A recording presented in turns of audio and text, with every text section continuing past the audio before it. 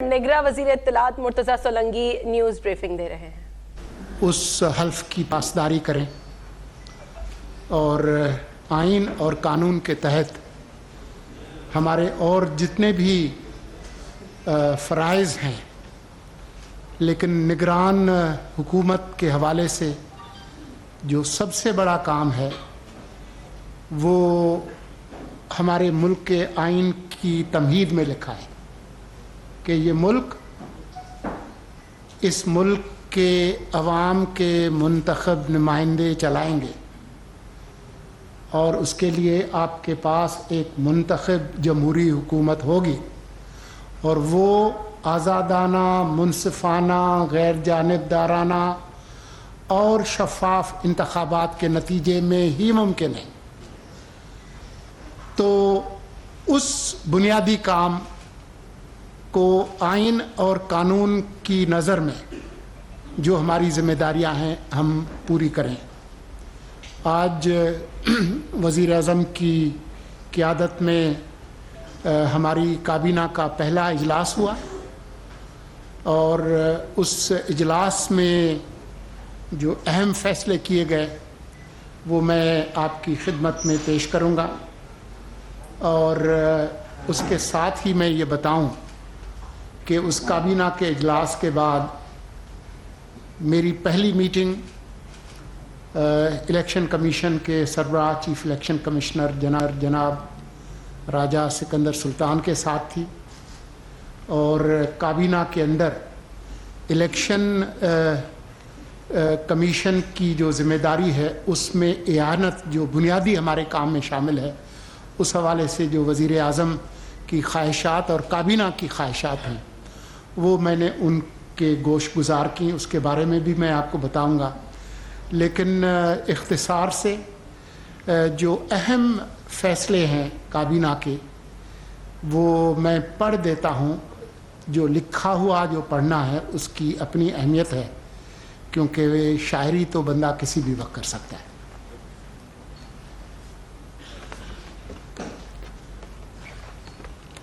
نگران وزیر اعظم انوار الحق کاکڑ کی زیر صدارت آج وفاقی کابینہ کا پہلا اجلاس منعقد ہوا۔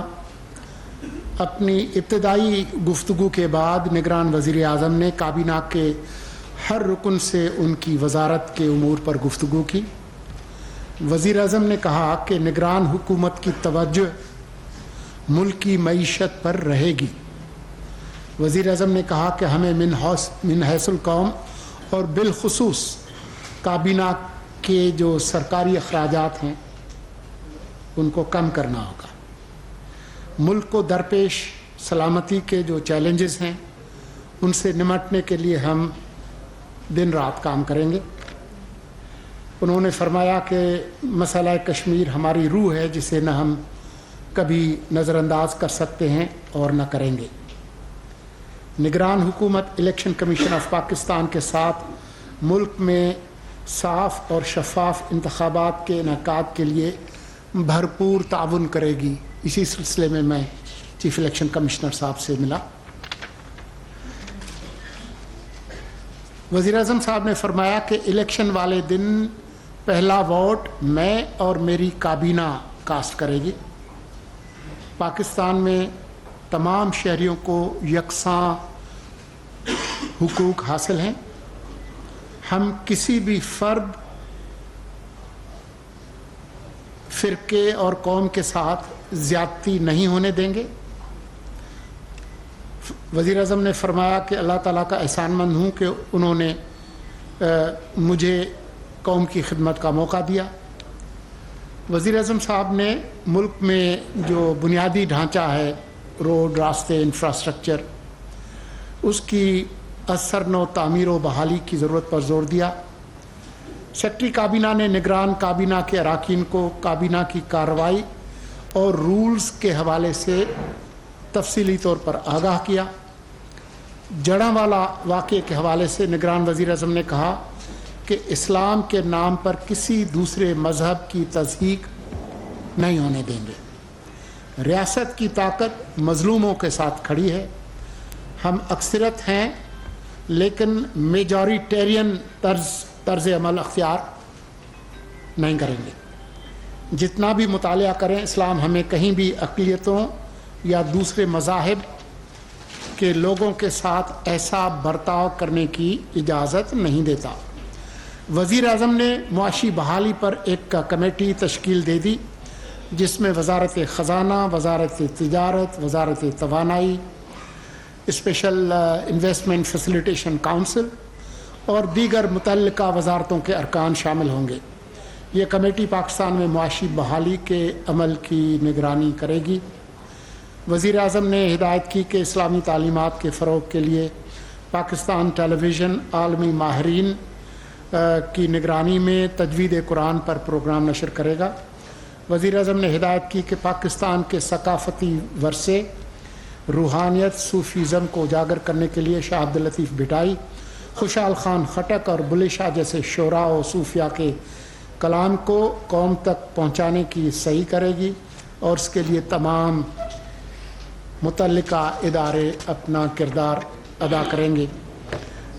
میں ایک جملہ پھر کہہ دوں کہ جو میری گفتگو ہوئی چیف الیکشن کمشنر صاحب سے، ان کو میں نے کابینہ کی طرف سے اور وزیر اعظم کی طرف سے اور اپنی وزارت کی طرف سے یہ یقین دہانی کرائی کہ آئین اور قانون کی روشنی میں آپ جو انتخابات کرائیں گے اس کے لیے آپ کی مدد اور اعانت کرنا اور وہ تمام انتظامی تبادلے کرنا جو آپ کی نظر میں انتخابات کو آزادانہ اور منصفانہ بنانے کے لیے ضروری ہیں،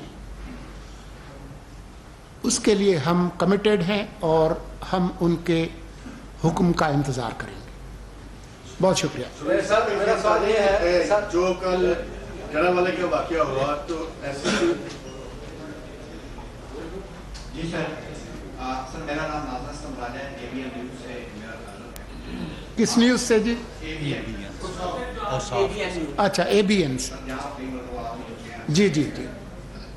سر یہ جو آپ نے معاشی بحالی کا ذکر کیا ہے، اس کا مقصد یہی ہے کہ مزید مہنگائی ہوگی یا کچھ عوام کو ریلیف دینے کے بارے میں بھی آپ نے سوچا ہے؟ جیسے ساری دنیا یعنی پاکستان کی وجہ جو ساری پیٹرول کی قیمتوں میں اضافہ ہو گیا.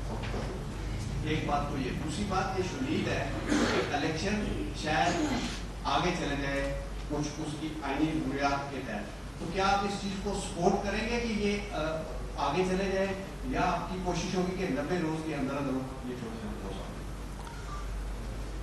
دیکھیں، جو معاشی بدحالی ہے، مہنگائی ہے، افراط زر ہے، غربت ہے، یہ ایک حقیقت ہے. اس حقیقت سے انکار نہیں کیا جا سکتا.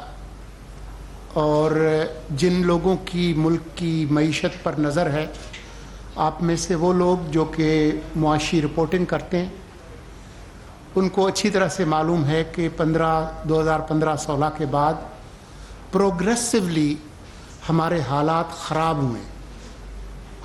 تو اس میں تو کوئی دو رائے ہے نہیں.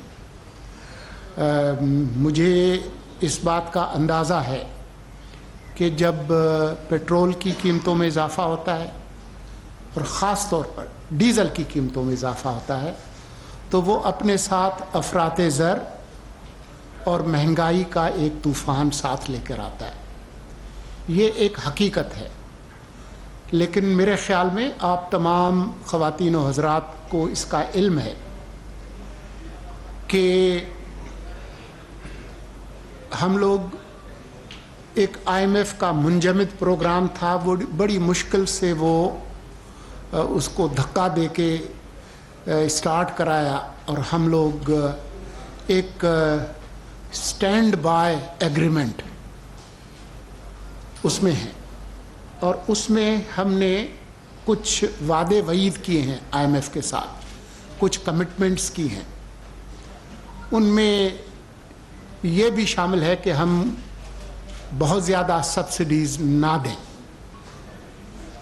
جو ملک کی معیشت کا حال ہے، جو ہمارے غیر ملکی زر مبادلہ کے ذرائع کا جو حال ہے، اس میں یہ ممکن نہیں ہے کہ ہمارا جیسا ملک مہنگا تیل خریدے اور سستا بیچے. تو یہ ہم چاہیں نہ چاہیں, ہمیں پسند ہو ناپسند ہو, لیکن اس حکومت کو یہ کرنا پڑا. اس لیے یہ بات درست ہے جب لوگ پیٹرول بام کی بات کرتے ہیں اور جی وہ وغیرہ جو اصطلاحات, رنگین اصطلاحات آپ لوگ میڈیا میں استعمال کرتے ہیں, مجھے اس کا احساس ہے, لیکن یہ ایک مجبوری ہے. مشکل یہ ہوگی اور یہ میں سمجھتا ہوں کہ یہ ایک بہت زیادتی ہوگی کہ ملک اس حال میں ہو اور آپ کی کابینہ اور آپ کے وزراء اللے تللے کریں. اگر لوگ مشکل میں ہیں تو آپ کی جو قیادت ہے اس کو کم از کم علامتی طور پر یہ تو کرنا چاہیے کہ آپ کے جو ٹیکس ہیں, ٹیکس پیئرس, آپ کے جو ٹیکس روپیز ہیں, اس کو بے دردی کے ساتھ خرچ نہ کریں. اسی لیے میں نے جو ابھی نوٹس پڑھے ہماری کابینہ کے تو اس میں اس بات پر زور دیا ہے کہ جی ہم اپنے اخراجات بڑھائیں نہ. جب آمدنی نہیں بڑھ رہی تو اخراجات بڑھانے کا کوئی ہمیں حق نہیں ہے, اخلاقی حق نہیں ہے. میں نے کل پرسوں بھی یہ کہا کہ ہمارا جیسا ملک جو ہمارے ذرائع محدود ہیں, پھر ہم اپنے خرچے بڑھاتے جا رہے ہیں, پھر ہم تو کہیں IMF یا کہیں قرضے شرزے جا کر لے لیتے ہیں. غریب آدمی کس کے پاس جائے گا, وہ کس سے قرضہ لے گا؟ اس کے پاس تو کوئی IMF ورلڈ بینک نہیں ہے. جو بندہ 800 روپے میں 20 کلو کا آٹا لے رہا تھا, اگر اس کو 2500 اور 3000 روپے میں آٹا خرید لے تو وہ کہاں سے لے گا؟ اس کون سا بینک دے گا اس کو؟ تو مجھے اندازہ ہے اس بات کا. اب میں آپ کا جو آخری سوال تھا اس پہ آ جاؤں. دیکھیں, الیکشن کرانا الیکشن کمیشن کی ذمہ داری ہے, اور جو ملک کا آئین ہے اس اور قانون ہے اس کی نظر میں آپ لوگوں سے گزارش کروں گا کہ الیکشن کمیشن کی ویب سائٹ پہ جائیں, اور انہوں نے الیکشن کرانے کے حوالے سے پورا ایک شیڈیول اور ایک منطق پیش کیا ہے کہ کیوں کب تک وہ حلقہ بندیاں کریں گے. پورا شیڈیول دیا ہوا ہے, وہ میرے پاس بھی ہے. میں آپ کو بور نہیں کروں گا وہ ڈیٹیلز تاریخ دے کر, لیکن یہ ان کا کام ہے. اور یہ آپ کے علم میں بھی ہے کہ یہ معاملہ ایک حد تک سب جوڈس بھی ہے, کیونکہ ایک جماعت یا کچھ ہمارے جو قانونی ماہرین ہیں وہ ہماری ملک کی سب سے بڑی عدالت میں گئے ہوئے ہیں. یہ جو سینسس CCI نے جو کیا ہے, تو یہ نگران حکومت کا کام نہیں ہے. الیکشن کمیشن جو کہے گا, ملک کا آئین اور قانون جو کہے گا, اور جو عدالتیں کہیں گی, ان سب کی روشنی میں الیکشن کمیشن نے کرانے ہیں. وہ 90 دن میں کراتے ہیں یا فروری میں کراتے ہیں, یہ ان کا, ہماری اس میں کوئی خواہش نہیں ہے. اگر الیکشن کمیشن کل کہے گا کہ 90 دن میں الیکشن کرائیں تو ہم 1 گھنٹہ 1 منٹ اپنی اس کرسی پر نہیں بیٹھیں گے. میرے پاس تو پتلی گلی کا راستہ ہے, ادھر سے آ کے میں آپ کے ساتھ بیٹھ جاؤں گا. صاحب آپ یہ بتائیے گا کہ جو فارورڈ حکومت ہے PTI کی, اس کے بہت سے لوگ کے خلاف بہت سے مقدمات ہیں, لوگ کہتی ہے کچھ مقدمات ہیں صدر کرائمس کے خلاف جو کرپشن کے حوالے سے ہیں یا کرپشن کے الزامات ہیں, جو کچھ میں کہہ بھی ہیں. کچھ مقدمات جو ہے 9 مئی کے بعد بنے ہیں, CIDs بنی ہوئی ہے, تفتیش ہو رہی ہے, اسی بران پر محکمے بھی ہوں گی. یہ دونوں طرح کے مقدمات ہیں, دونوں طرح کی کارروائیاں ہیں. اس پہ کیئر ٹیکر حکومت جو ہے اس کی کیا پالیسی ہوگی؟ ہارڈ کیا جائے گا, اس کو چلتے رہنے دیا جائے گا, اس پہ کیا پالیسی ہوگی؟ ہماری اس پہ کوئی پالیسی نہیں ہے. یہ معاملہ عدالتوں میں ہے, قانونی تفتیشی ریاستی ادارے اپنا کام کر رہے ہیں. ہم اس میں کسی فریق کا رول ادا نہیں کریں گے, نہ ان کو ان کے جو کیسز ہیں ان کو تگڑا اور تیز کرنے کے لیے اپنا کوئی کردار ادا کریں گے, نہ اس میں سلو ڈاؤن کریں گے. ہم اس کام سے باہر ہیں. خوشی کی بات ہے کہ ہم میں سے شخصیت ادھر بیٹھی ہے. سکھر نے एक साथी का कत्ल हो गया आपके सामने, आप एक जर्नलिस्ट होते हुए क्या उसके ऊपर अपडेट करेंगे, और जिन लोगों की गफलत की वजह से हॉस्पिटल्स के अंदर उनकी डेथ हुई है, तो हम एक्सपेक्ट करेंगे कि आप इसके ऊपर देखें। दूसरा जड़ावाला का जो वाक़या हुआ है उसकी भी कोई कैबिनेट के हवाले से कोई बात हुई, और इस तरह के वाक़यात रोकने के हवाले से, और क्या वो जो जहाँ पे जो चीज़ें हुई हैं क्या वो भी विजिट की जाएंगी, क्योंकि पहले तो जो एक हाउस जला था सारी दुनिया को दिखाया गया था इबरत के निकाल के लिए, ताकि उन लोगों को भी इबरत के लिए वो जगह भी दिखाई जाए कि हुआ क्या है। बहुत शुक्रिया जी। पहले तो मैंने जो नोट्स पढ़े काबीना की इजलास के, उसमें उसका ज़िक्र था, और जो वज़ीर आज़म साहब और जो काबीना के जो जज्बात हैं वो मैंने आपको बयान किए। ये 25 करोड़ लोगों का मुल्क है और ये पाकिस्तानियों का मुल्क है। तमाम पाकिस्तानियों का, उनका अकीदा, उनकी ज़बान, उनकी नस्ल, उनकी जिन्स, उनके ख़यालात, उनके नज़रियात कुछ भी हों, उन तमाम शहरियों को बराबर इंसानी हुकूक हासिल हैं, और तमाम अकायद का एहतराम करना हम सब लोगों की ज़िम्मेदारी है, और ये रियासत की ज़िम्मेदारी है। उस पर तमाम लोगों ने, तमाम कायदीन ने, तमाम अमायदीन ने दुख और अफसोस का इजहार किया है, और मुझे यकीन है कि आपका दिल भी उसी तरह से दुखी है जिस तरह से मेरा दुखी है, और जिस तरह से जो मुतासरीन हैं उनका दिल दुखी है। देखें, पाकिस्तान के अंदर ये जो अदम बर्दाश्त और नफ़रत की ये जो भट्टियाँ चल रही हैं, ये आज से नहीं है। वो कहते हैं ना कि वक्त करता है परवरिश बरसों, हादसा एकदम नहीं होता। तो मैं यहाँ पर आपको तारीख़ पे लेक्चर नहीं देना चाहता।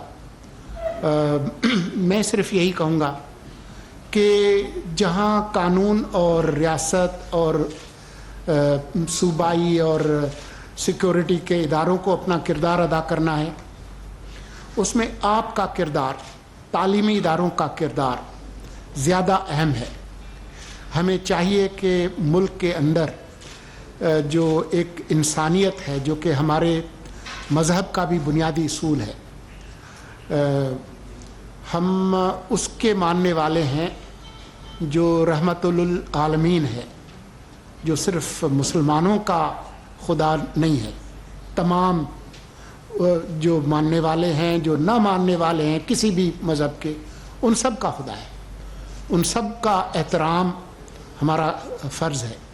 तो रियासत अपनी ज़िम्मेदारी पूरी करेगी, और बिला तख़सीस मेरे ख़्याल में पंजाब के जो वज़ीर आला हैं, वैसे तो लॉ एंड ऑर्डर सूबाई एक सब्जेक्ट है, लेकिन दूसरे जो आपने देखा कि पैरामिलिट्री फोर्सेस भी हरकत में आई, आर्मी चीफ ने भी इस पर एक बयान दिया। ये हम सब लोगों का काम है, ये हमारा मुल्क है।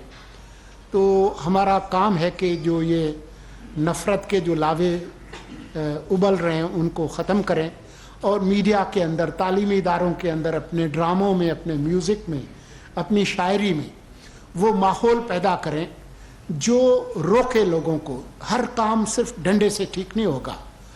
आपके दिल के अंदर से ये आवाज़ आनी चाहिए कि जो मेरे साथ जो भाई बैठा है उसका रंग क्या है, उनकी उम्र क्या है, उनका अकीदा क्या है, उसके भी वही हुकूक हैं जो मेरे हैं, तब ये मुल्क मजबूत होगा। अच्छा, मैं वैसे एक तजवीज़ दूंगा मुस्तकबिल के लिए।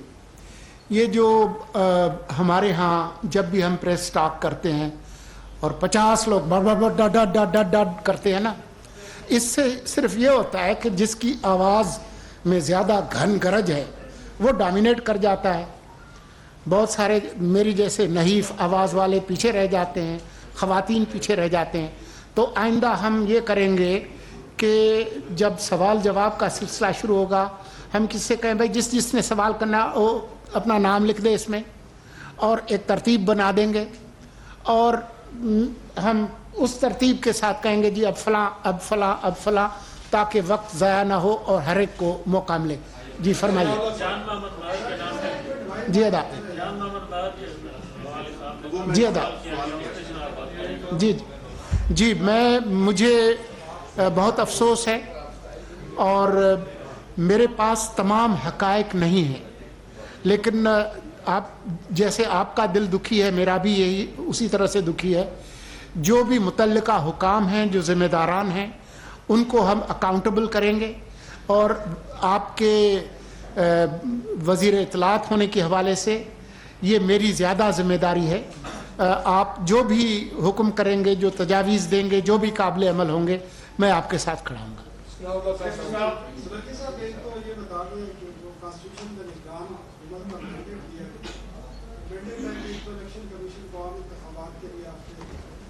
करना है, उनको फैसिलिटेट करना है। दूसरा आपने रोजमर्रा के जो अमूर हैं आपने जो बातें की हैं वो उसमें उस मैंडेट से मुझे ज़्यादा लगता है।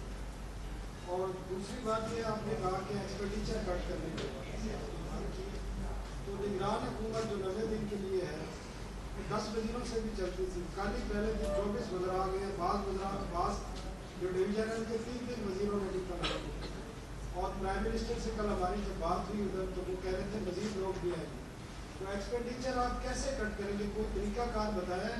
और मैंडेट आपका जो है रोज़मर्रा के अमूर उसमें आप लोग कमेटियाँ भी बना रहे हैं, माशी बहाली की और बाकी चीज़ें भी आपने जिस तरह बताया कि हमने कौम को किस तरीके से उनका जो बढ़ाना है, ज़हन को चेंज करना है। तो ये मैंडेट में आते हैं निगरान सेंटर के लिए वो इस किस्म के, क्योंकि मैंडेट जो कॉन्स्टिट्यूशन में लिखा है वो तो इलेक्शन कमीशन को सपोर्ट करना है और रोज़मर्रा के अमूर में इलेक्शंस 90 दिन में होंगे या 95 दिनों में या उससे पहले हो जाएंगे, मेरी इसके बारे में कोई राय नहीं है, न इस हुकूमत की कोई राय है, न हमारी जिम्मेदारी है। ये काम इलेक्शन कमीशन का है, वो जितने दिनों में कराएंगे। हमारी जिम्मेदारी उनकी मदद करना है। मैंने पहले ही अर्ज़ किया कि कुछ लोगों को इस पर एतराज़ है, उनके ख्याल में ये 90 दिन बनता है, कुछ का ख्याल कुछ है। डिलिमिटेशन का एक इलेक्शन कमीशन का अपना एक रैशनल है। हम इस मैदान में नहीं हैं। वो जो फैसला करेंगे वो कहेंगे कि जी हम कल करा रहे हैं तो हम इलेक्शन करा के इक़्तिदार जो मुंतखब नुमाइंदे उनको देकर चले जाएंगे। लेकिन ये 25 करोड़ लोगों का मुल्क है और जब तक हम हैं हमारी कुछ जिम्मेदारी है। बुनियादी जिम्मेदारी एक लॉ एंड ऑर्डर की है, तमाम निगरान हुकूमतों की, सिर्फ वफाकी नहीं। और दूसरा ये कि हम दिवालियापन में जाते जाते बचे हैं, बड़ी मुश्किल में है डिफ़ॉल्ट से बचने में। तो हम ये हरगिज़ अपनी ज़िम्मेदारी से पहलू तय नहीं करेंगे कि मुल्क मुआशी तौर पर मज़ीद डिस्टेबलाइज हो। मेरी मालूमात के मुताबिक 16 रुकनी काबीना ने हल्फ उठाया है। कुछ एक हाथ में मेरी जितनी उंगलियां हैं उनसे कम मुशीर और मुआवनीन हैं। लेकिन मेरा ख्याल ये है कि अगर इसका मवाजना पिछली 2 हुकूमतों की साइज़ से करें तो मेरे ख्याल में आप ख़ुद इंसाफ करेंगे कि उसके मुकाबले पर बहुत कम है। दूसरी चीज़ मैं ख़ासे वसौक से कह सकता हूँ कि ज़्यादातर अरकान का ताल्लुक़ उनके अपने शोबे से है। अब अगर आप मुझे बताएं कि मुझे अगर आप सर्जन जनरल बना लें तो फिर इस कौम के साथ क्या होगा। तो मेरा ख्याल ये है कि ज़्यादातर लोग जो है वो अपने मुतल्लिका शोबे से हैं। आप कहते हैं कि इलेक्शन कमीशन से जो भी तजावीज़ आएंगी निगरान हुकूमत उस पर अमल दरामद करने की पाबंद है। दूसरा हुक्म आइन का है कि 90 रोज में इंतखाबात करानी है। अगर निगरान हुकूमत ये नहीं करती तो ये आइन से नाराफी नहीं होगी। हमारे पास तहरीरी आइन भी मौजूद है और खुशकिस्मती से वो इदारे भी मौजूद हैं। जो उस आइन पर अमल दरामद कराते हैं। अगर कल ये फैसला होगा कि फ़लाँ दिनों के अंदर इंतखाबात होने हैं और फ़लाँ तारीख को होंगे और ऐसा हुक्म इलेक्शन कमीशन को दिया जाएगा, तो इलेक्शन कमीशन जो हमें कहेगा हम उस पर अमल दरामद करेंगे। खालिद महमूद एक्सप्रेस है। रंगी साहब, आज मजमूई तौर पर कैबिनेट में क्या हुआ कि पाकिस्तान को कौन सा सबसे बड़ा चैलेंज दरपेश है जिसको इस कैबिनेट ने हल करना है? दूसरा, आप असेसमेंट करेंगे कि क्या इस कैबिनेट में ऐसी कैपेसिटी मौजूद है कि जो उनकी हालात हैं उनको ठीक कर पाएंगे? मैं आपके आखिरी सवाल का जवाब पहले दे देता हूँ। मेरे ख्याल में मैंने आज अपने दाएं बाएं और अपने आमने सामने लोगों को देखा जो इस काबीना के अंदर हैं। मुझे तो ये बहुत ही अच्छे काबिल प्रोफेशनल लोग लगे, लेकिन वो अंग्रेज़ी में कहते हैं ना, actions speak louder than words. अब मैं यहाँ पर बुलंद बांग दावे करूँ लेकिन मेरा अमल उससे मुख्तलिफ हो तो उसका फ़ायदा नहीं है। आप मुझे जज करेंगे, हमारी काबीना को जज करेंगे, हमारे वज़ीर आज़म को जज करेंगे उनके आमाल से, उनके काम से। हमारा काम बोलेगा। मैं कितनी भी अपनी ख़ुद तारीफ़ी करूं, लेकिन अगर if my words don't meet my actions it will be meaningless. बाकी तो मैंने आपको बता दिया है कि जो बुनियादी चैलेंजेस हैं, मुआशी अदम इस्तेहकाम से मुल्क को बचाना, जो पिछली जो हुकूमत जो बुनियादी फ़ैसले करे उससे पहलू तही करने का हमें अख्तियार नहीं है। हम इकनॉमिक या पॉलिटिकल डायरेक्शन को तब्दील करने का हमारे पास अख्तियार नहीं है, तो हम उसी पर उसी तसलसल को बरकरार रखेंगे। खातून पीछे, ये माइक खातून को दे दें क्योंकि अभी तक ख़वातीन आई नहीं हैं। मेरे ख्याल में आप थोड़ी सा दिल बढ़ा। अभी आप देखें, निगरान वज़ीर इत्तलात मुर्तज़ा सोलंकी न्यूज़ कॉन्फ्रेंस कर रहे हैं। उन्होंने कहा कि जो हमारी जिम्मेदारियां हैं उनको हम पूरे तरीके से निभाएंगे। अभी सब्सक्राइब करें ताकि कोई खबर रह न जाए।